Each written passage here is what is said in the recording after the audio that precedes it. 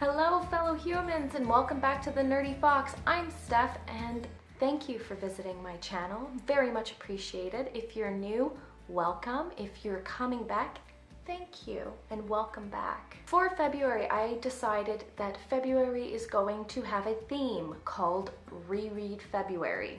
I just said February a million times. No worries. I will be rereading 3 series and 1 graphic novel. One of those series will be through audiobook because that's the way I heard it the first time and I really want to listen to it again.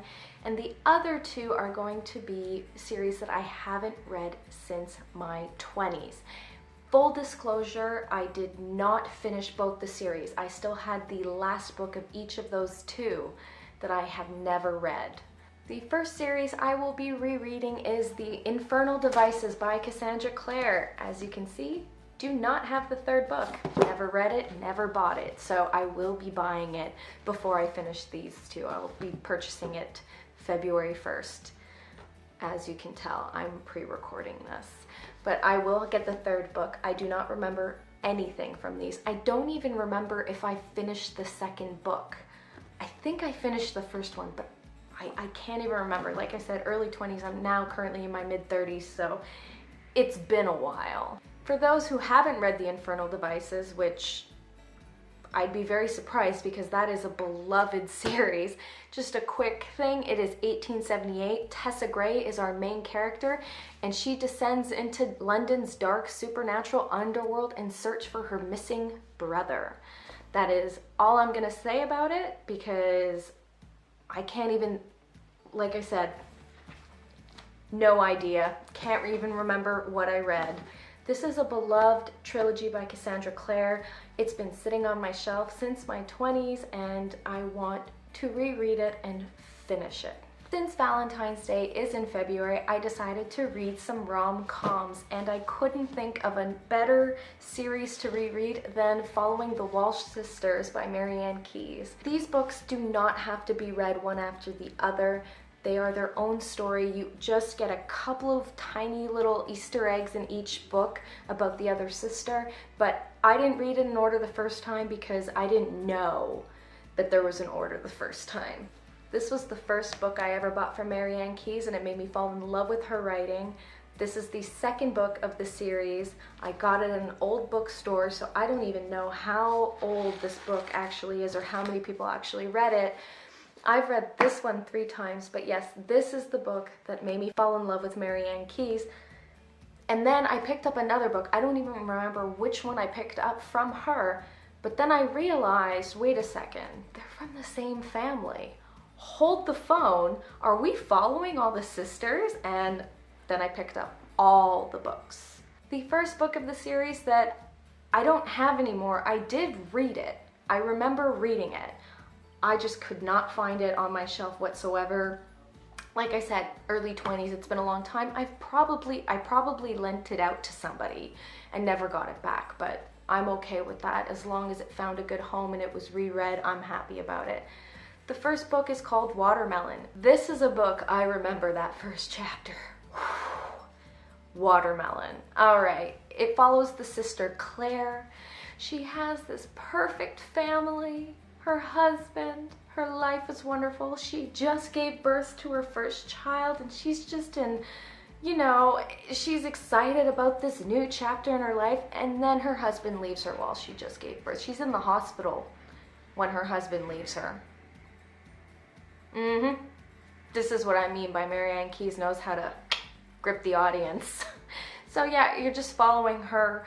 After being left by her husband, she moves back home with her parents. Oh, there was some scenes. I'm very excited to read this book. As I said, there are 2 books I need to purchase. It's Watermelon and the last book of the Infernal Devices series. So I'm very excited, but that's why I'm starting with Cassandra Clare because I don't have the first one. The 2nd book, as I said earlier, is the one that made me fall in love with Marian. This is Rachel's Holiday. This follows Rachel, another Walsh sister. She wakes up in the hospital after her stomach's been pumped and her family's there. She lives in New York, so her parents came from... Oh yeah, I forgot. The Walsh family is set in Dublin. Just throwing it out there. I forgot to mention it before, but yes, this is an Irish family. Another reason why I absolutely love it. So yeah, Rachel is in the hospital in New York City. Her parents are there and her boyfriend's there. She just had her stomach pumped.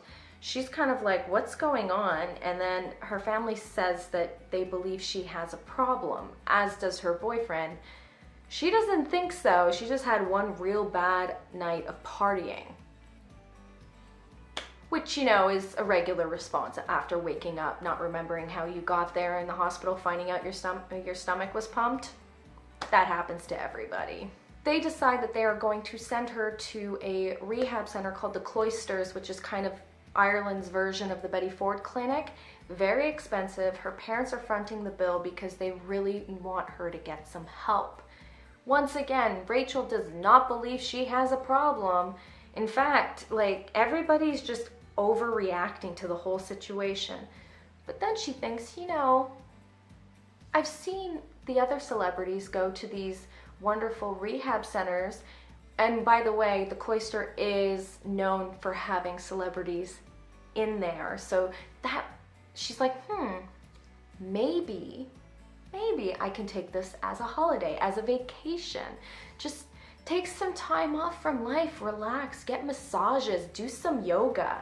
That's what she's expecting, but as soon as she gets there, she realizes, oh no, this is a hardcore rehab program. This book takes you on a wild ride into the mind of an active addict. It is a beautiful story. Oh, Marian Keyes, she just pulls on my heartstrings every time. And the third book of the series is, let's see if we can follow that. Angels. We're following Maggie, which is kind of like the responsible sister. She likes things safe, she's proper, reliable. Everything Maggie does, it's well thought out, and there's always a plan. Then she finds out her husband's cheating on her and her boss is gonna fire her. So she goes into this state of panic and decides to pick up and run off to California, once again based in Dublin. So she runs off to California with a friend to discover a new life there. I don't remember much of this book, I really don't, except for one scene about this wonderful eyebrow appointment. It's funny how certain little scenes stick in your mind, but I do remember her going to a famous eyebrow person in California. I think it's even LA, if I can remember. Yeah, I think it's LA. The fourth book. Anybody out there? I emotionally remember this one. This is a tough one. This is, oh my gosh. You know, like I'm tearing up just remembering the first time I read this book. We are following Anna, and she's very emotional. It starts off, she doesn't understand what's going on. She's got bruises and like cuts and stuff all over her body. She's an emotional wreck. She just wants to go back to New York. She's currently at her parents' house. She just keeps saying, I just need to go back to New York and everything will be better. So she goes back, but everything's weird. And Aiden's not picking up his phone and everybody's treating her differently. And she's kind of lost and she doesn't know what to do next. And I will tell you, the jaw-dropping middle of this book left me crying for half an hour. This is actually the first book I ever had an ugly cry because of. Can't wait to reread this. And the last book is, I don't even remember, The Mystery of Mercy Close. This is the book I didn't read, and we're following Helen. So Anna and Helen are twins. I just remembered that. Anna and Helen are twins, and you see Helen in all the books. Like here and there. You see kind of all the sisters in the books.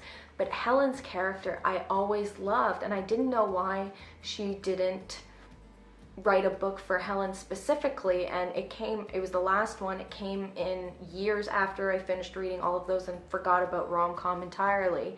But I did pick this up, and I think I maybe read the first 10 pages. This is before I got my glasses and I realized I needed glasses specifically for reading.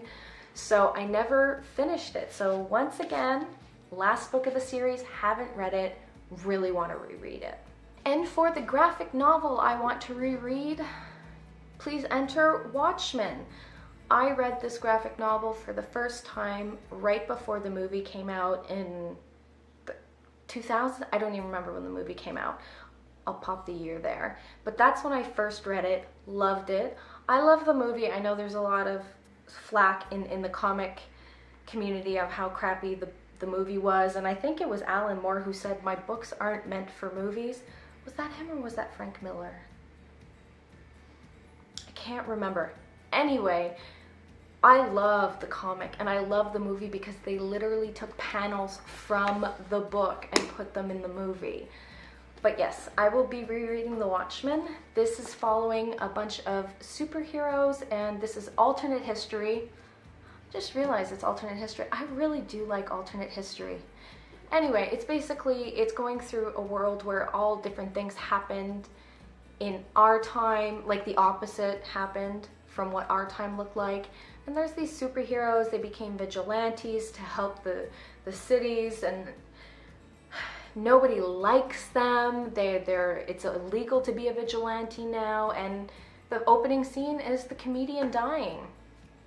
That's all I'm gonna say about it. It is a bit out there. It's definitely abstract at times, but I don't know. I really like, is it wrong? I love dark comics. I love dark graphic novels.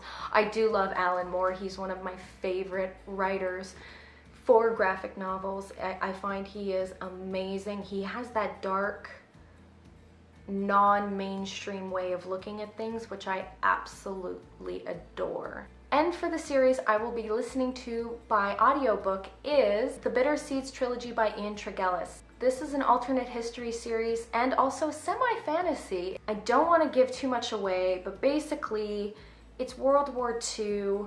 These children were experimented on a long time before the war. They now have magic powers that are powered by these battery packs, and they're fighting the war for the Reich and for Hitler. On the other side, you have, what's his name? Raybould? I think his name is Raybould. I'm really, really bad. On the British side, they find warlocks to help them fight the war. So this is looking at a completely different way of what actually happened during World War II. So once again, I love alternate history. I love stories that are based during World War II. I very, very much enjoyed it the first time and I can't wait to read it again. So these are the books I will be reading in February. I hope you enjoyed this video. If you do, please go ahead, give it a thumbs up. Also, hit me in the comments. Tell me what you're going to be reading for February. Also, if you want to see me do anything, if you have any suggestions, if you have any constructive criticism, I will take it. Don't worry, you will not hurt my feelings. I hope to see you next time. Bye.